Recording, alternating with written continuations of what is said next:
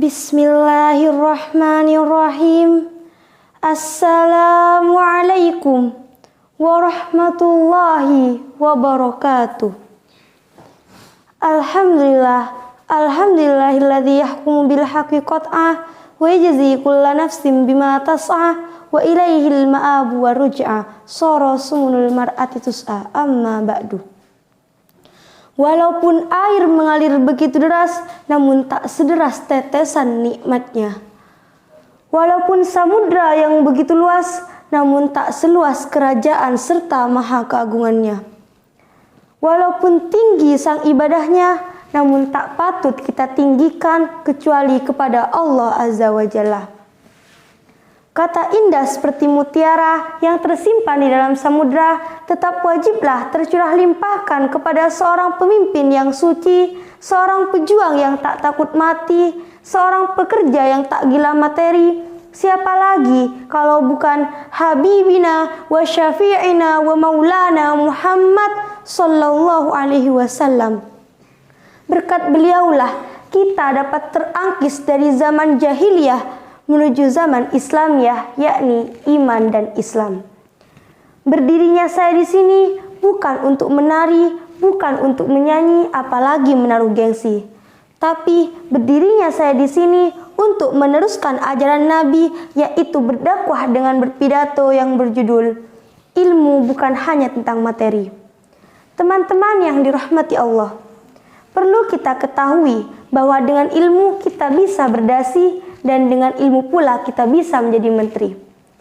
Peran pendidikan dalam faktor lingkungan yakni mampu menciptakan suasana yang terkondisi dan beri latihan yang diperlukan dan berkaitan dengan permasalahan hidup. Oleh karenanya dibutuhkanlah pembelajaran yang kreatif. Pembentukan karakter tidak dapat lepas dari kemahiran, berlatih kemampuan, fasilitas dan kebijaksanaan. Pendidikan sekarang masih saja melahirkan generasi yang ahli sains dan teknologi. Hal itu bukanlah suatu prestasi, karena pendidikan seharusnya menghasilkan generasi dengan kepribadian yang unggul dan menguasai ilmu pengetahuan. Pembentukan karakter merupakan bagian penting dari proses pendidikan. Agama yang menjadi faktor penting dalam pembentukan karakter ditempatkan dengan sangat minimal dan menjadi landasan seluruh aspek. Upaya pembentukan karakter pribadi yang kuat hanya dapat dilakukan dengan pengembangan kegiatan. Munculnya banyak kasus yang destruktif menunjukkan karakter bangsa Indonesia. Pendidikan adalah pilar dalam pembangunan karakter bangsa. Pendidikan haruslah mengandung 3 unsur. Yang pertama, belajar untuk tahu. Yang kedua, belajar untuk berbuat. Dan yang ketiga, belajar untuk bersama. Unsur pertama dan kedua terarah agar sumber daya manusia punya kualitas dalam pengetahuan dan keterampilan. Sedangkan unsur yang ketiga lebih mengarah kepada pembentukan karakter. Karakter adalah cara berpikir dan berperilaku yang menjadi ciri khas setiap individu untuk hidup sosial.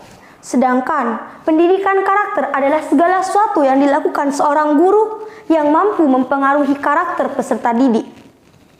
Pada intinya, pendidikan karakter bertujuan untuk membangun bangsa yang tangguh, kompetitif, bermoral, bertoleran, dan semacamnya, terutama berorientasi ilmu pengetahuan dan teknologi yang semuanya dijiwai oleh iman dan takwa berdasarkan Pancasila yang pertama. Dalam sebuah hadis mengatakan, "Man aradad dunya fa'alaihi bil ilmi, man aradal akhirah fa'alaihi bil ilmi, wa man aradahuma fa'alaihi bil ilmi." Barang siapa yang menginginkan kebahagiaan di dunia, yaitu dengan ilmu. Barang siapa yang menginginkan kebahagiaan di akhirat, yaitu dengan ilmu. Dan barang siapa yang menginginkan kedua-duanya, yaitu dengan ilmu. Mengapa harus dengan ilmu? Karena dengan ilmu karakter kita dapat terbentuk. Teman-teman yang dirahmati Allah, hidup tanpa ilmu bagai taman tak berbunga. Hidup tanpa ilmu bagai langit tak berbintang. Dan hidup tanpa ilmu bagai berjalan di malam gelap gulita. Lihat ke kanan, gelap. Lihat ke kiri, gelap. Lihat ke atas, gelap. Lihat ke bawah pun semakin gelap. Sebagaimana dalam peribahasa yang berbunyi, without theology life will be blind, and without science life will be lame. Hidup akan menjadi buta jika tanpa ilmu agama, dan hidup akan menjadi pincang jika tanpa ilmu pengetahuan. Oleh karena itu, kepada teman-temanku sekalian, para pemuda-pemudi bangsa, tua dan muda, kaya dan miskin, pejabat tinggi dan rendahan, marilah kita senantiasa belajar dan belajar, pantang menyerah sampai kita dapat memetik buah keberhasilannya. Hadirin hadirat rahimakumullah. Demikianlah pidato yang dapat saya sampaikan. Mudah-mudahan tetap melekat dan tidak tersikat dari hati kita sehingga mendatangkan manfaat yang sebesar-besarnya bagi kita semua.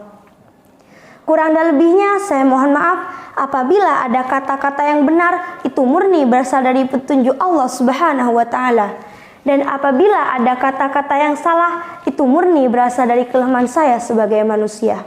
Mudah-mudahan Allah senantiasa membimbing kita ke jalan yang benar dengan taufik dan ma'unahnya. Amin, amin, Allahumma amin.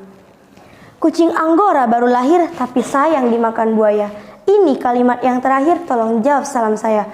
Wabillahi taufiq wal hidayah wal ridha wal inayah. Assalamualaikum warahmatullahi wabarakatuh.